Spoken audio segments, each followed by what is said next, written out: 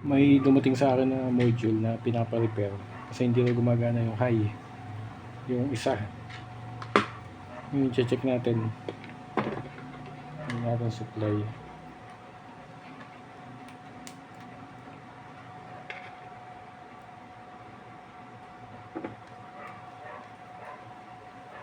Natin kasi naglalabas ito ng output eh. Ayun, ay gumana na isa kabila.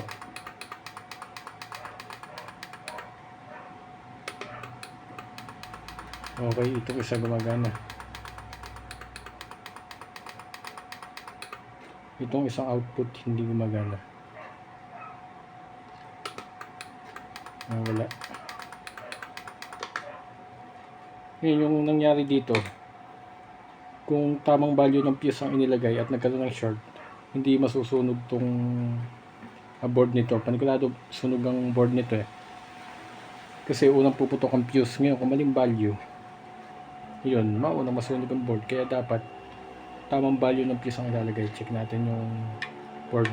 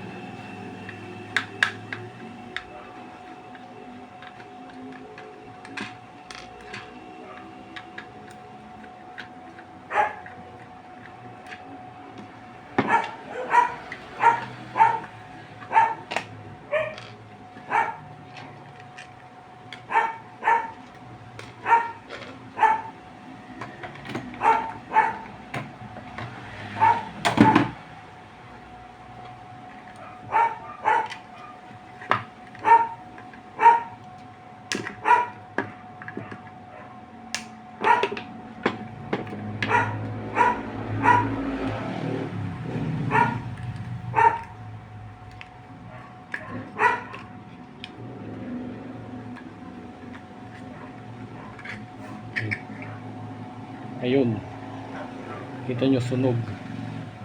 Ganyan ang mangyayari kapag maling value ng fuse ang inilagay. Ito yung masusunog sa halip na fuse.